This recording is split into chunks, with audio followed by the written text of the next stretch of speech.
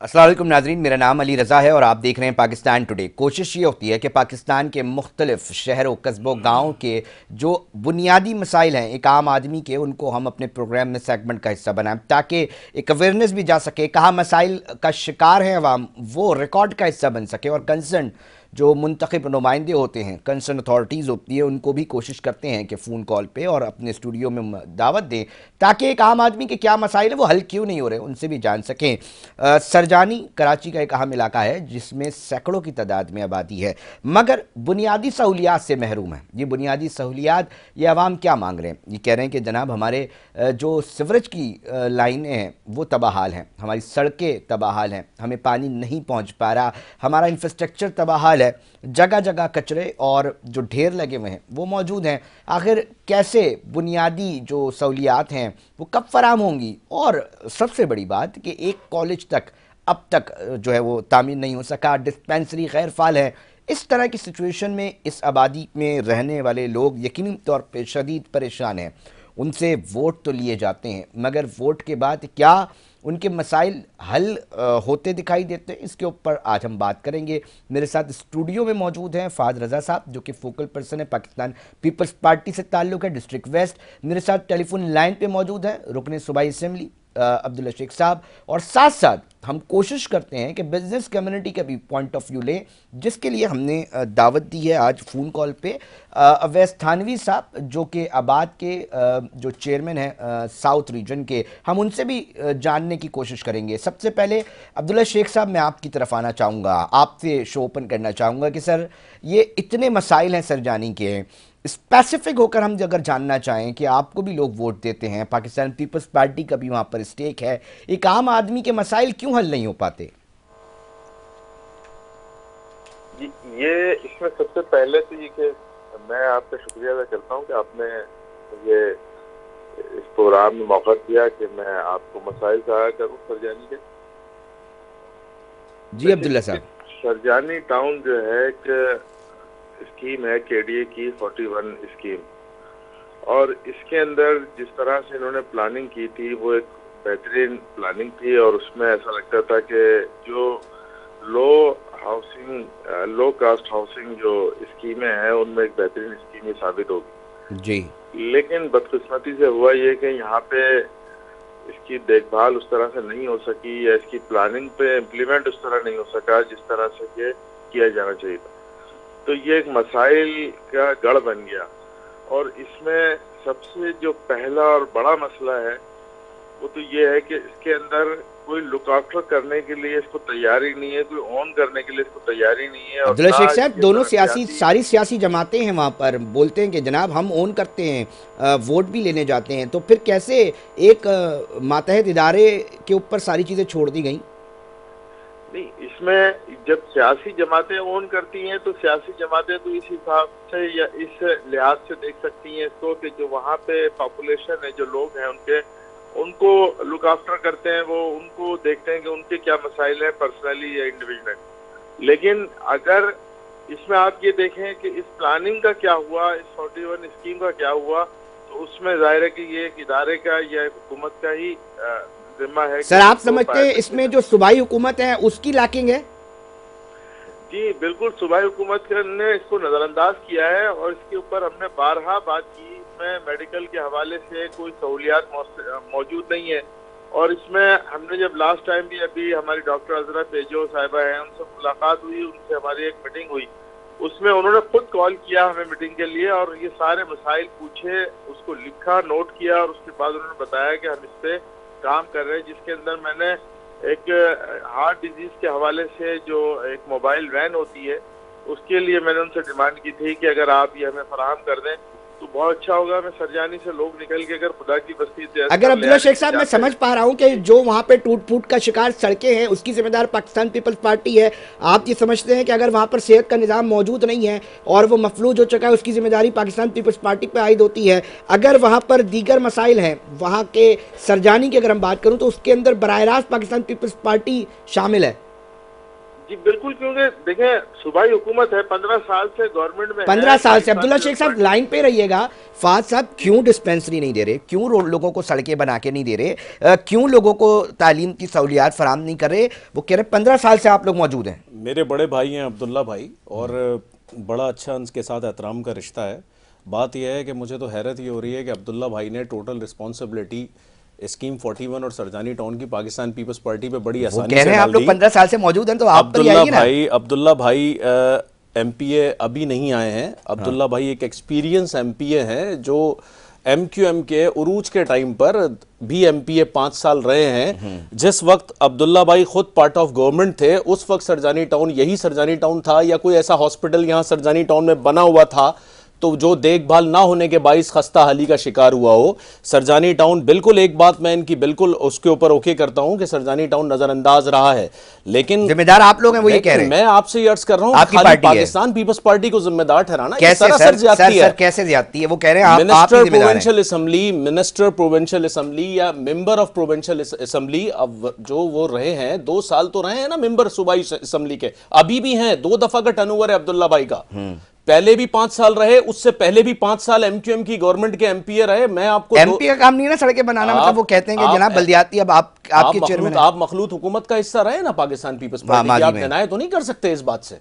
बिल्कुल, आप इस बात से डिनाई तो नहीं कर सकते आप पाकिस्तान पीपल्स पार्टी का हिस्सा नहीं रहे। आप पाकिस्तान पीपल्स पार्टी का उस हुकूमत में हिस्सा रहे हैं जिस हुकूमत में, जैसे आपने जो टर्नओवर अपना गुजारा है उसमें आप थे। तो ये आसान होता है अपने ऊपर से जिम्मेदारी हटा लेना कि पाकिस्तान पीपल्स मतलब ये जो अभी स्क्रीन पे चल रही हैं, नाले साफ नहीं है, वहां पे कचरा नजर आ रहा है, इंफ्रास्ट्रक्चर पूरी तरह तबाहाल दिखाई दे रहा है, ना सनतकार खुश है और ना ही वहां पर तामीराती शोबे से ताल्लुक रखने वाला वो इत्मीनान की सांस ले रहा। आप कह रहे हैं कि जनाब वो पीपल्स पार्टी का उसमें कोई किरदार नहीं है। अर्ज कर रहा हूं, पाकिस्तान पीपल्स पार्टी ने, पाकिस्तान पीपल्स पार्टी के चेयरमैन बिलावल भुट्टो जरदारी साहब ने खुद आकर सरजानी टाउन का विजिट किया जिस वक्त सरजानी टाउन 3 साल पहले डूबा। पाकिस्तान नेवी के गोताखोर आए, यूसुफ गोट सरजानी टाउन का एक पसमानदा इलाका है, वहां 84 करोड़ रुपए की ग्रांट दी और उस ग्रांट से वहां पर काम हुए। और मैं काम, अगर अब्दुल्ला भाई इस बात को ओके करेंगे कि हाँ वहां पर काम होता हुआ नजर आ रहा है तो मुझे खुशी होगी कि अब्दुल्ला भाई अपने मुंह से बताएंगे वहां काम साहब आऊंगा। मगर अवैस थानवी साहब है, तामीराती शोबे से ताल्लुक है, चेयरमैन साउथ रीजन के जो हैं आबाद के, वो चेयरमैन भी हैं। थानवी साहब, मैंने एक छोटी सी अभी स्टार्ट लिया है। अब्दुल्ला शेख कहते हैं पीपल्स पार्टी की जो है ना ये वजूहत है। फाज साहब कह रहे हैं हमने बाकायदा तौर पे फंड्स भी लगाए हैं और इसके ऊपर बिलावल साहब की वजह से काम भी हो रहा है। आप एज अ बिजनेसमैन कैसा देखते हैं इन तमाम चीज़ों को, और इस वक्त करंट सिचुएशन आपकी नज़र में कैसी है, और उससे तामीराती शोबे या कंसर्न बिजनेस कम्युनिटी को किस तरह के मसाइल का सामना करना पड़ रहा है? जी अस्सलाम वालेकुम अली रजा साहब, सबसे पहले तो आपका बहुत शुक्रिया कि आपने लाइन कर दिया है जी, और मैं अपने मौजूद जो मेहमान मेरे साथ लाइन पर हैं और जो वहाँ बैठे हैं उनको भी सलाम पेश करता हूँ। मैं जो बात सुन रहा था, असल में हमेशा से हमारा इतना अरसा निज़ाम चलते हुए आ रहा है, मगर ये जो ब्लेम गेम खेलते हैं एक पार्टी दूसरी पार्टी के, दूसरी पार्टी पहली पार्टी के ऊपर, इस वजह से जो अवाम है, जो अवामुन्नास है, जो आम लोग हैं वो पिस रहे होते हैं। मैं थोड़ी सी मिसाल दूं आपको कि हम लेजिमेट बिल्डर्स हैं, लेजिमेट जमीन खरीद के बोनाफाइड परचेजर होते हैं, काम शुरू करते हैं और काम शुरू करने से पहले हम बेटरमेंट चार्जेस देते हैं। वो बेटरमेंट चार्जेस करोड़ों रुपए वसूल किए जाते हैं सिम बिल्डिंग कंट्रोल अथॉरिटी से, और जो हमारा टाउन डिपार्टमेंट टाउन होता है उसमें पैसे ये हमसे वसूल किए जाते हैं, चाहे हम नक्शा पास कराएं या हम कोई हाउसिंग स्कीम लेकर आ रहे हों। जब हम बेटरमेंट चार्जेस पे करते हैं तो उसका मतलब ये होता है कि अतराफ के इलाके की बेटरमेंट के ऊपर पैसा लगना चाहिए।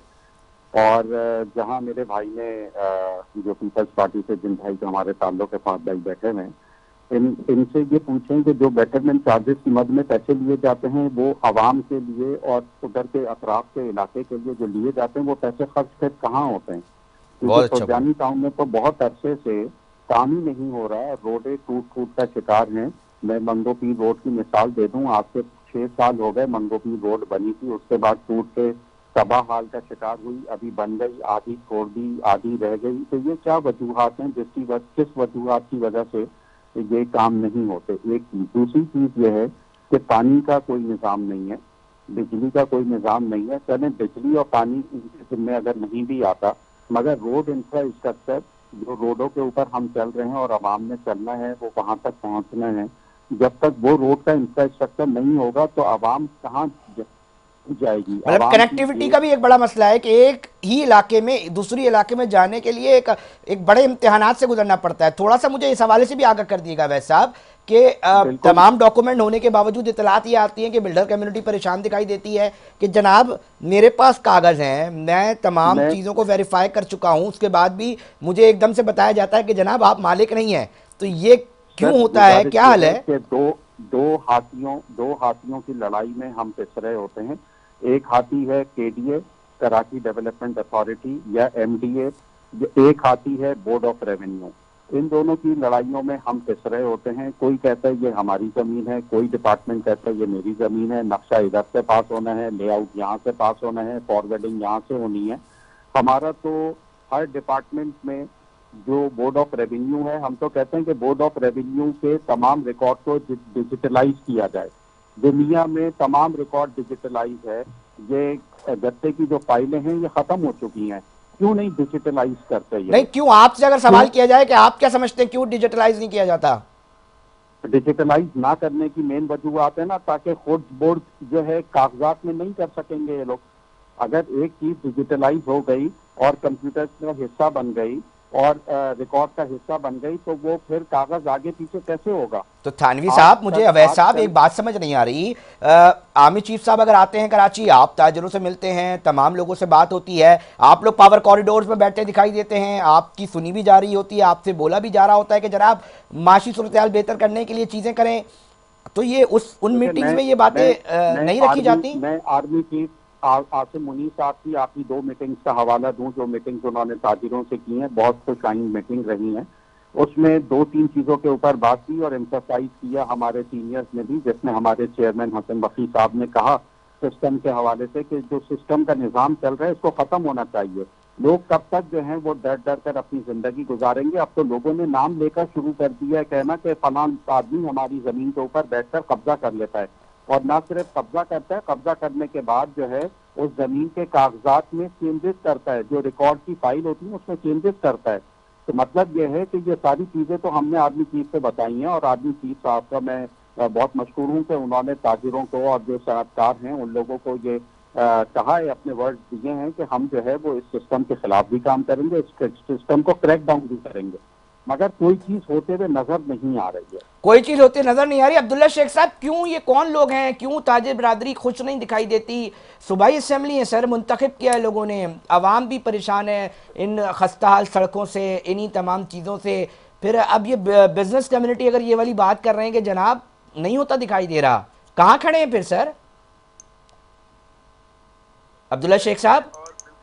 दुरुस्त बात कर रहे हैं ये। और जो सरजानी की स्पेशली सूरत हाल है, पूरे कराची में तो जो सूरत हाल है वो है। हाँ। जो सरजानी में ये गढ़ बना हुआ है सब कब्जा ग्रुप का, कब्जा माफिया का, वो आप अगर देखें, मैंने अभी खत लिखे, तमाम इदारों को लिखे, चीफ जस्टिस साहब को भी लिखे, वजीर आला साहब को भी लिखे, केडीए डायरेक्टर को लिखे, तमाम इदारों को खत लिखे कि ये 13 का 1 है, सेक्टर 13 का 1, 13 का 5, इनमें खुलेआम जो है कब्जा हो रहा है। उसके अलावा यहाँ पे सेक्टर 6 है, यहाँ पे आज भी कार्रवाई हुई है, एसपी पे कब्जा हो रहा था, आज भी केडीए के लोग, केडीए के जो अफसरान है वो अपनी सतह पे तो मज़ाहमत कर रहे होते हैं, लेकिन किसी जगह पे आके बेबस हो जाते हैं और फिर वो देख रहे होते हैं कि जी ना थाना उनका साथ दे रहा है, ना कोई और उनके साथ आगे खड़ा हो रहा है, तो फिर बड़ी बेबसी के साथ पीछे हट जाते हैं। और यहाँ पे जो सूरत हाल है इस वक्त, ये बिल्कुल ऐसी आमाजगा बन गई है कब्जा ग्रुप की कि जिसके अंदर कोई सुनवाई किसी किस्म की किसी सतह पे नहीं हो रही है। और हम बार बार इसके ऊपर आवाज उठा रहे हैं। फारूक सत्तार भाई ने भी इस पर खत लिखे थे, मैंने भी इसके ऊपर लेटर लिखे हैं, और उसके अलावा हमारी मुलाकातें हुई। हर मुलाकात में हमने बताया कि कराची के अंदर सूरत हाल है कि सरजानी टाउन को टारगेट किया जा रहा है कि यहाँ पे जो प्लॉट अलाट हो चुके हैं, जो सेक्टर अलाट हो चुके हैं, उनके ऊपर कब्जा करके और खानू बरोही गोट के नाम से। तो सर वो अवैध थानवी साहब कह रहे हैं ना कि डिजिटलाइज करें, आप असेंबली में जाके इस चीज के ऊपर क्यों काम नहीं कर रहे अब्दुल्ला शेख साहब कि इसको डिजिटलाइज करें, वो हल दे रहे हैं। भी हमने कॉल अटेंशन इसके ऊपर की है, इसके ऊपर सवाल किए हैं, सारी सूरत हाल को बार बार वाजे किया है, उठाया है कि ये किस तरह से रुकेगा कब्जा ग्रुप, किस तरह से काबू आएगा। कि इसके अंदर किसी जगह सर पे कब्जा आकर ग्रुप के के रुक साथ नहीं साथ रहे। अब्दुल्ला शेख साहब वहां खस्ता हाल जो फुटेजेस चल रही हैं बहुत खतरनाक सूरत हाल बता रही हैं। ये बिजनेस कम्युनिटी अगर वहां पर अपने काम ऐसे तरीके से नहीं कर सकेगी तो फिर बताइए किस तरह नताइज निकलेंगे सर। ये इसमें हमने जो हमारा पिछला टर्नओवर गुजरा, इसमें हमारे एमपीए थे, उन्होंने स्कीमें बना के दी थी। वो स्कीमें जो है आसिफ जरदारी साहब की खुसूसी इनायत से मंजूर भी हो गई और तमाम स्कीमें जो है वो आई तकरीबन 50-50 करोड़ रुपए के वो स्कीमें थी मुख्तलिफ पार्शल पेमेंट्स के अंदर 3 साल के। उसमें पहला हिस्सा जो आया वही मुकम्मल नहीं आया और उसमें उन्होंने जिस तरह से काम किया, यानी जान छुड़ाने के लिए बस आकर के उन्होंने कहीं पे कोई नाली खोद दी, कहीं पे किसी जगह। फिर उसके बाद ये हुआ कि वो एग्जीक्यूट एजेंसी जो थी उसमें केएनसी थी, तो वहाँ पे हमारे मेयर साहब जो हैं उन्होंने मुख्तलिफ हेले बहानों से उसको रोकना शुरू कर दिया और वहाँ पे ये बहस शुरू हो गई कि जी तख्ती कौन लगाएगा, तख्ती किसके नाम की लगेगी। अब्दुल्ला भाई यहाँ तो अब्दुल्ला भाई आज तक वो स्कीमें पेंडिंग के ही शिकार चल रही हैं। मैं समझ गया फाज साहब, वो कह रहे पैसे भी ग्रांट हो चुके हैं, जरदारी साहब ने नहीं, कर दिए हैं। अब आप लोग इतना मसले कौन से लोग हैं, ये केएमसी में कौन लोग हैं अफसरान? आज तो ये हिस्टोरिकल मोमेंट है आपके शो में कि कम से कम एक एमपीए तो कराची शहर का एक बेटा तो ऐसा आया अब्दुल्ला शेख की सूरत में जिसने कम से कम ये ओन किया कि जरदारी साहब ने ग्रांट, ये मैं बोलने वाला था वैसे। तो ये तो मैं हेड्स ऑफ करता हूँ अब्दुल्ला भाई को कि जरदारी साहब का उन्होंने नाम लेकर कहा कि आसिफ अली जरदारी साहब ने ग्रांट, मगर वो ये साथ ये भी कह रहे काम फिर भी नहीं हो रहा। आपसे अर्ज कर रहा हूँ ना कि देखें अब आप सारी चीजों को तो अभी मिक्स ना करें ना रजा भाई। अभी जब ग्रांट अप्रूव हुई है और ग्रांट अप्रूव होने के बाद दूसरा जुमला उन्होंने ये कह दिया कि मेयर कराची अपनी तख्तियों के चक्कर में लगे हुए हैं। हाँ। मैंने पहले उनको अप्रिशिएट तो करने दें आप मुझे। अच्छा, तो मैंने पहले जुमले पर अप्रिशिएट किया जो पहले इन्होंने थानवी साहब ने जो बात की थी, मैं पहले उसके ऊपर भी आता हूं, बिल्कुल फिर अब्दुल्ला भाई की बात पर आता हूं। थानवी साहब ने ये कहा कि बिल्कुल इंफ्रास्ट्रक्चर जो तबाह हुआ है उसका रिस्पॉन्सिबल ये केडीए और ये जो स्कीम 41 के जो मातहत इदारे हैं और एमडीए और जो डेवलपमेंट का इन्होंने मुझसे सवाल किया कि जो डेवलपमेंट के पैसे आते हैं वो कहाँ जाते हैं। देखें गवर्नमेंट जो भी डेवलपमेंट चार्जेस लेती है वो शहरियों की भलाई के लिए ही होता है। एडीपीज उसमें बनती हैं, एडीपीज बनती हैं जब उसकी प्रोजेक्ट कॉस्ट निकलती है तो फिर वर्क ऑर्डर होता है और सैंक्शंस होकर काम ग्राउंड के ऊपर नजर आते हैं। हमारा अलमिया ये है जिस सरजानी टाउन का मैं और आप बैठकर जिक्र कर रहे हैं वो सरजानी टाउन 4K चौरंगी से शुरू होता है। अब जो हब से मिलने वाला रोड है वो हब से मिलने वाला रोड आता है और वो 4K चौरंगी को टच करता है। सारा हैवी ट्रैफिक उसी इंफ्रास्ट्रक्चर से गुजरकर जा रहा होता है। अच्छा, हमारे पास सरजानी की सनत में इस वक्त सबसे ज्यादा बिल्डर्स का इंटरेस्टेड इलाका सरजानी है, मगर सड़कें फिर भी नहीं दे रहे आप लोगों को। ये वही तो शिकवा कर रहे हैं थानवी साहब। मैं आपसे अर्ज कर रहा हूँ, मेरी बात कंप्लीट ही नहीं हो सकी थी पहले भी।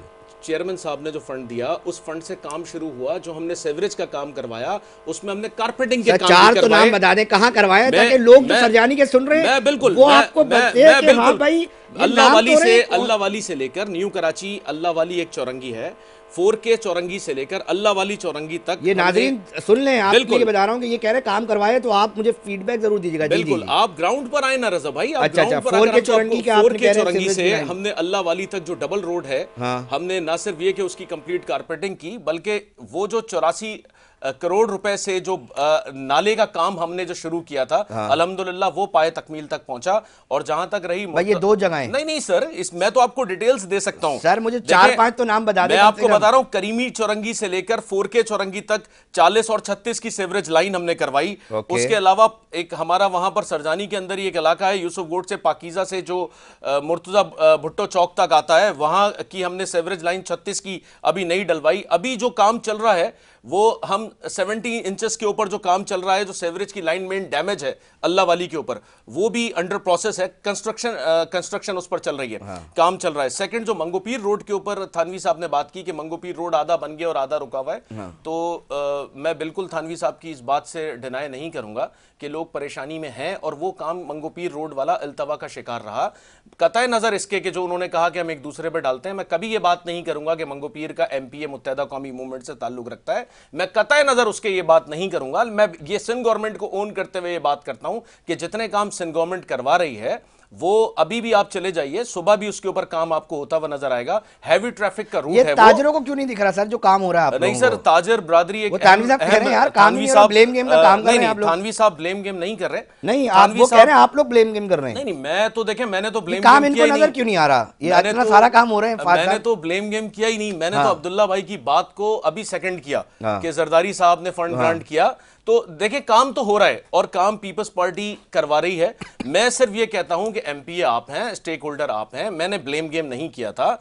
सरजानी की तारीख में जब से सरजानी आबाद हुआ है, ये पीएस 117 अब बना है, इससे पहले पीएस 121 था, उससे पहले ये पीएस कुछ और था। जिस तरह से डिवाइड होता रहा, आप मुझे बता दें उस हल्के का एमपीए चाहे वो किसी भी तरीके से मुंतखब हुआ, एमपीए किसी भी तरीके से क्या मराद है आपकी? आपको भी पता है। नहीं मुझे नहीं, आप देखें रजा भाई, मुंतखब तो हुआ ना, सीट पर है ना, हाँ, एमपीए है ना। हाँ। अब वो ये एमपीए जो जुमला आ रहा है कि ये आप किस वो तरह बोल हुआ, ये दे, अजीब आप सी वो बात बोल है। दे एमपीए रिस्पॉन्सिबल है या नहीं है। कानून साजी के लिए बिल्कुल है, आवाज उठाने के लिए लोगों ने एमपीए ने आवाज उठाई है, एमपीए ने आवाज उठाई है, उसकी कुछ चीजें मंगवा लें, नेक्स्ट एक टॉक शो रख लें, उस टॉक शो में अब्दुल्ला भाई भी बैठे, अब्दुल्ला भाई बताएं कहां कहां आवाज उठाई है और कहां कहां इनको निगलेक्ट किया है सिंध गवर्नमेंट ने, कहां इनकी नहीं सुनी है। आवाज उठाने का काम पाकिस्तान पीपल्स पार्टी का है, वो इस कोरम पर भी और हर जगह बैठ के हम कर रहे हैं। दूसरी बात, जहां आप कब्जे की शुरू करते हैं कि कब्जा और सारे मामलात, सरजानी टाउन में एक ग्राउंड के ऊपर भी आप बात नहीं कर सकते कि क्रिकेट का ग्राउंड वहां पर, कोई हॉकी का तो बहुत दूर है, फुटबॉल बहुत दूर हुआ,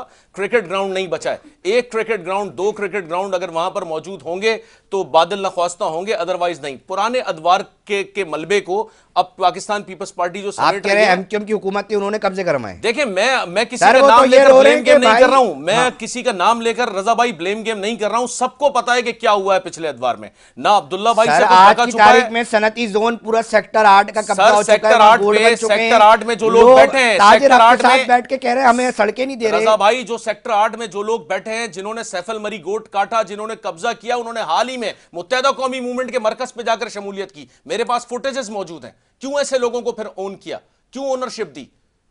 आप कह रहे हैं वो जो कब्जा किया गया पूरा जी। सनती जोन को, सनती जोन पर जो लोग वो कब्जे एमक्यूएम से ताल्लुक के, रखते जो हैं। लोग कब्जे के रिस्पॉन्सिबल हैं उस सनती जोन में, उनकी शमूलियत है मुत्तहिदा सर कौमी आप ये मूवमेंट में। कहते हैं ना कि ये on the इल्जाम record लगता है है। चाइना कटिंग का, तो ये वो on समझ the में record आता है। मैं- उनके ऊपर ये गोट का तो मेरे ख्याल से ये मैं आपको मैं रिकॉर्ड कंफर्म पे कर दे लेता सकता हूं। हूं। अब्दुल्ला शेख साहब ये क्या कह रहे हैं, थोड़ा सा इसके ऊपर क्लियर कर दिएगा क्योंकि एक बड़ा इल्जाम लगा रहे हैं ये। शमूलियत की बात कर रहे हैं तो ये तो खुद भी पार्टी का हिस्सा रहे, एमक्यूएम का हिस्सा रहे। ये इन्होंने तो खुद अभी शमूलियत इख्तियार की है पाकिस्तान पीपल्स पार्टी में, तो पाकिस्तान पीपल्स पार्टी को डिफेंड कर रहे हैं। कुछ मुझे तो खैर अच्छा नहीं लग रहा, लेकिन बहरहाल मैं ये कहूँगा आपसे कि अगर पाकिस्तान पीपल्स पार्टी जिम्मेदार नहीं है तो कौन जिम्मेदार है इस सारे सूबे की बदहाली का? चले सरजानी में एक हो गया, पीसीएसएच के अंदर तो हमारी जो अदी है फरियाद तालपुर साहिबा, उनकी अपनी जो प्रॉपर्टी है वो कोई ले गया। इस तरह से मतलब पूरे शहर के अंदर, मलीर के अंदर नदी में काम हो रहा है। 100 एकड़ जमीन सीएम साहब लिख के देते हैं कि नहीं जी ये अलाट नहीं होगी, वो अलाट हो रही है। उसका कहाँ पे उसका चालान जमा हो रहा है, किस सर वो कह रहे हैं गोट आप लोगों ने काट दिया, इतना बड़ा इल्जाम लगा रहे हैं फाद रजा साहब, कतई नजर के वो पहले आप ही की पार्टी में थे। यही तो मैं इनसे पूछ रहा हूँ कि गोट कब बना है, कहाँ बना है, किस जगह बना है और कब बना है, ये तो ये बताएंगे ना। ये कुछ भी तो हमारे साथ ही तो थे ना, एमक्यूएम में ही तो थे। अब्दुल्ला भाई, मैं कब डिसओन कर रहा हूँ कि मैं एमक्यूएम का पार्ट नहीं रहा, लेकिन मैं अब ये कह रहा हूं कि मैं जिस पार्टी का हिस्सा हूं मैं उस पर प्राउड फील करता हूं और मैं इस बात को भी कतई नजर करता हूं। नहीं मैं सर, मैं 6 साल से पाकिस्तान पीपल्स पार्टी का हिस्सा हूं और मैं 6 साल के अंदर बहुत सारी चीजें देख भी रहा हूं और समझ भी रहा हूं। इशू ये है कि मैं अब्दुल्ला भाई पार्टी पे तो ये भी क्लेम लगता है कि उर्दू स्पीकिंग कम्युनिटी को स्पेस ही नहीं मिलती। नहीं, अगर ये वाली बात है तो मैं आपको इस बात के ऊपर बिल्कुल कहता हूं कि मैं अल्हम्दुलिल्लाह फख्र से कह रहा हूं कि मैं उर्दू स्पीकिंग हूं। मुझे अपनी कौम के ऊपर फख्र है, मुझे महाजर होने पे फख्र है और जियाला होने पे फख्र है। पाकिस्तान पीपल्स पार्टी ने अगर इज्जत नहीं दी होती या उर्दू स्पीकिंग को स्पेस नहीं दिया होता, अगर स्पेस नहीं दिया होता तो वेस्ट का फोकल पर्सन आपके सामने कोई चांडियो तो नहीं बैठा हुआ। पीपल्स पार्टी तो गुलदस्ता है जिसमें हर कम्युनिटी का आदमी बिलोंग करता है। हमें यही सारे चूरन दे देकर तो दूर रखा गया। अपना वोट अपनों के लिए मांग मांग कर इस कौम का क्या हाल हुआ है? किधर है सर आप, किधर हैं आप? दुनिया चांद पे पहुंच गई, हम इसी चक्कर में लगे हुए हैं। इस कम्युनिटी को शैला रजा से आप शुरू हो जाएं, वकार मेहदी साहब से शुरू हो जाएं, आप सईद गनी साहब पर आ जाएं, आप मुर्तजा वहाब पर आ जाएं, मेयर कराची आपका उर्दू स्पीकिंग नहीं है। यही सारे मामलात ने तो बेड़ा गर्क कर दिया। हम इसी लसानियत की तरफ तो बर्बाद हुए। जो कराची हाइट बदहाली का शिकार है उसकी जिम्मेदार एमक्यूएम है, आप ये बताना चाह रहे हैं? मैं 100% आपको ये बात कहता हूं।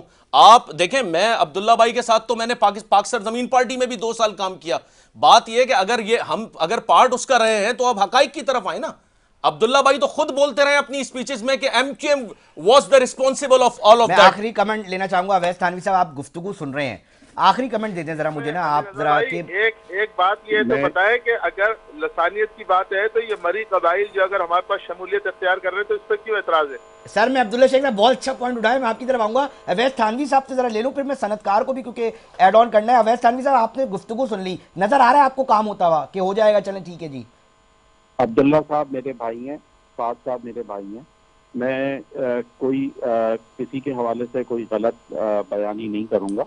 देखें, मैं ऑन ग्राउंड काम करने वाला आदमी हूँ।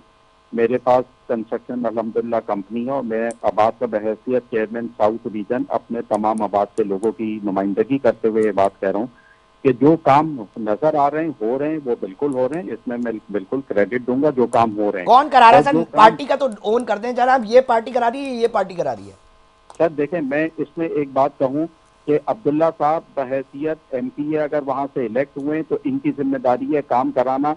बात यह है कि जिस वक्त इलेक्शन हो रहे होते हैं उस वक्त इलेक्शन के लिए वोट लेने के लिए लोग जाते हैं, वादे करते हैं और जब इलेक्ट होकर आ जाते हैं तो कहते हैं कि हमारे हाथ में कुछ नहीं है, सारी चीजें पीपल्स पार्टी के हाथ में है। तो भाई फिर पूरा शहर कराची पीपल्स पार्टी के हाथ में दे दो। अगर आपके हाथ में कुछ नहीं है, अगर आप 15, 10, 12 एमपीए के साथ काम नहीं कर सकते तो फिर शहर पीपल्स पार्टी के हवाले करते हैं ताकि उनका एमएलए भी हो, उनका एमपीए भी हो, उनका मेयर भी हो, उनके सीएम भी हो, तो काम सारे फिर पीपल्स पार्टी करें। और फिर इल्जाम पूरा है पीपल्स पार्टी पे, आप ये कह रहे हैं?